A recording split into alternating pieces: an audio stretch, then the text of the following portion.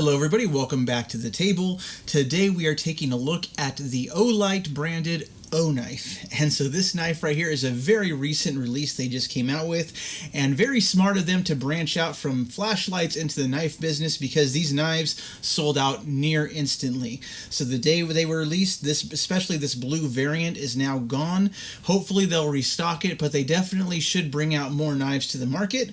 So Olight was really smart in bringing this knife, the Drever, to market because they partnered with Kizer knives. And if you've ever owned a Kizer knife, again, they produce very high quality, made in China blades. We can see a lot of family resemblance between the Drever right here and a couple of Kizers I have on the table. So we'll take a look at those. But initially what drew me to this knife is this very unique blade shape. And it has this nice big choil, and the blade shape itself, again, looked very familiar to me, so we're going to talk about that again before the video is over. But we'll take a quick look at the Drever, we'll make some comparisons, and then we'll talk about this knife and maybe some of its past history. So the Drever right here, look at that beautiful blade. We have a lovely stonewash finish. The blade is a 3.5-inch blade. We can see the name Drever on one side as well as a model number. We have these blue thumb studs, so dual thumb studs with the nice light blue color. And the reverse side, the show side, has the O-Knife logo very prominently located, as well as the blade steel. So this is a 3.5-inch N690 blade steel knife. The beautiful blue G10 scales, very nicely contoured, and we have full steel liners, so feel free to check out the lockup right there. And being from Kizer, it's very high quality, feels great in the hand, just like any Kizer knife I own.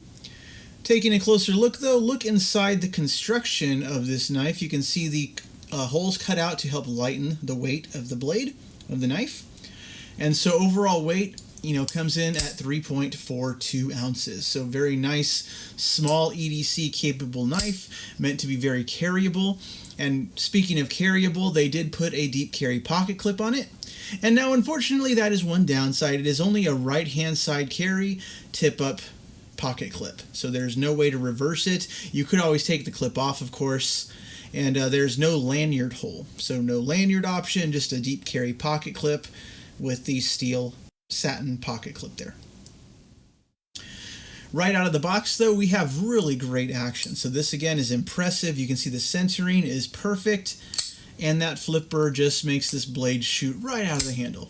So a lot of positives to say about the Drever just on first impressions alone.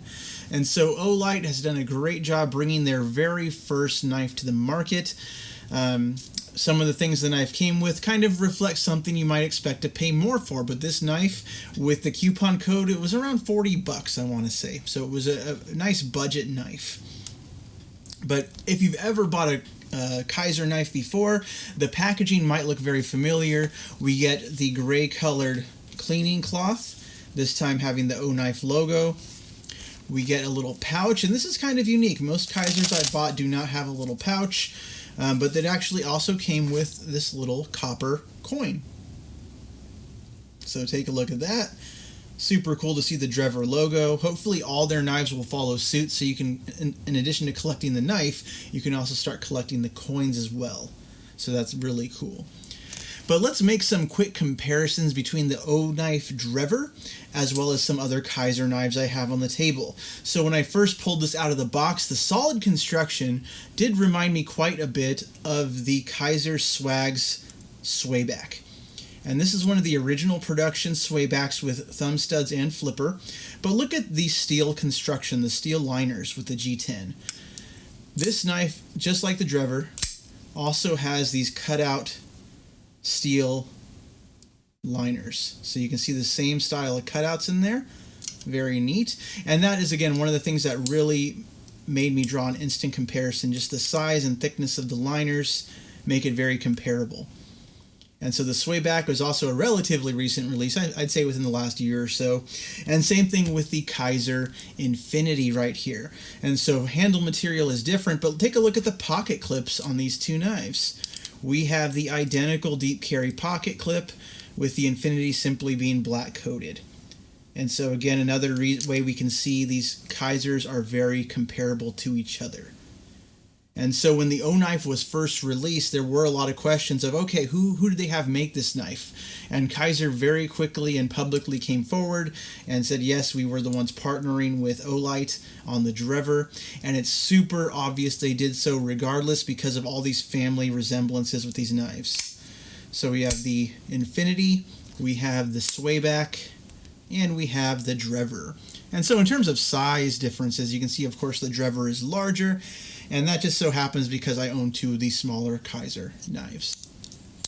So these are all very high quality knives. Kizer, generally shoots above their weight when they, in terms of cost versus quality. So that's always a neat thing. So the Drever right here, when I first saw this blade shape, something in my memory was jogged. I was reminded of a knife I own, but has kind of been put away for a long time. So I'm going to make a really weird comparison right now. So bear with me. I hope you're still watching at this point. So let's take a look at the Olight Drever and compare it to this knife right here. This is a weird oddball knife. This knife came from the now defunct Quartermaster Knives. And so this was part of their collection they had for their Q collection fans. Really obscure in my opinion, but look at the blade shape of this knife. So let's lay them out side by side. And so they're not identical in size. It's not like they're interchangeable, but the shape of the blade is near identical. It has this same big open spot for your finger, the same upswept handle, and they are very similar overall. So now the O-Knife does have thumb studs, it does have jimping, so there are differences, but I find it fascinating because, of course, if you are all in tune with the Quartermaster scandal, their knives were advertised as being made in the USA, but in reality they were all made in China. So all these markings are illegitimate at best. And so it makes me wonder if Kizer was one of their OEMs that they had produced these knives for them, and they just happened to have this design, left over, and it ended up in the O-Knife. So really interesting to see these two blades side by side.